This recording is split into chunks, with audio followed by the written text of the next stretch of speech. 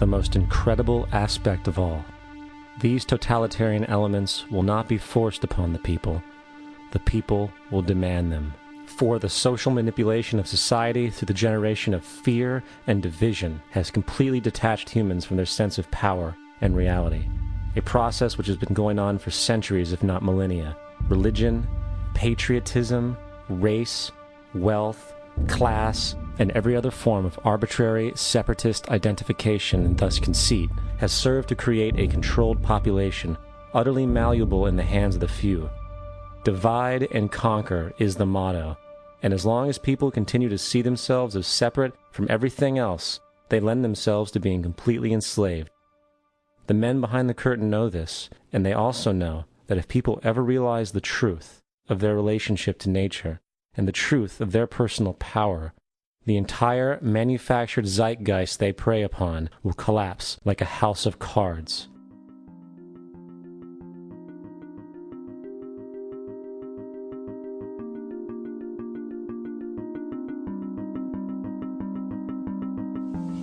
The whole system that we live in drills into us that we're powerless, that we're weak, that our society is evil, that it's crime-ridden, etc., and so forth. It's all a big, fat lie. We are powerful, beautiful, extraordinary.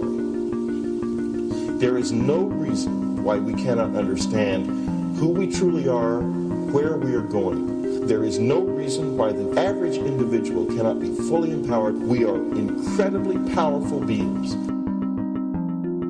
You know, I think I spent 30 years of my life, in the first 30, trying to become something. I wanted to become good at things. I wanted to become good at tennis. I wanted to become good at school and grades and everything I kind of viewed in that perspective. I'm not okay the way I am, but if I got good at things, you realize that I had the game wrong. The game was to find out what I already was. Find out what I already was.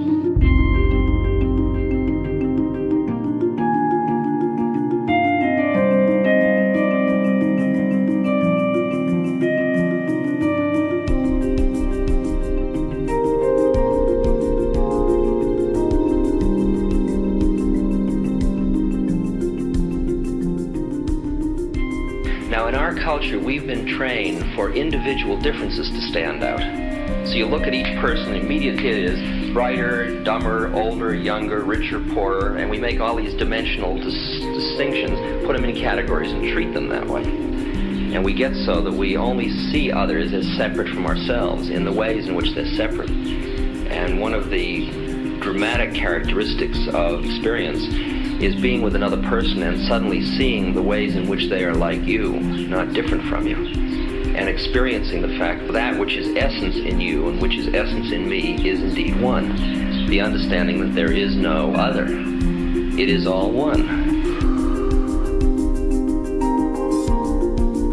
And I wasn't born Richard Albert, I was just born as a human being, and then I learned this whole business of who I am and whether I'm good or bad or achieving or not. All that's learned along the way.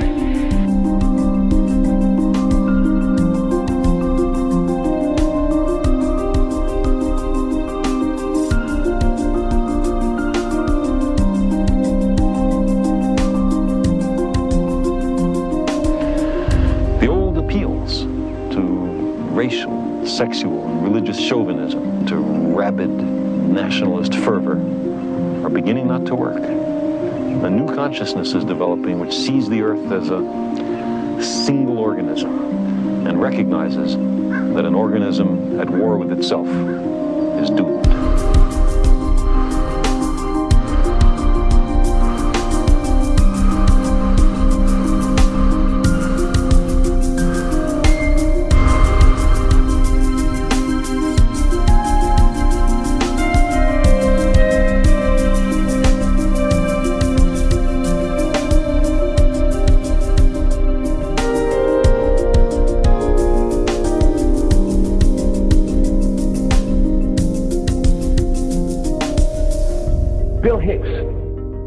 Finish his shows with this.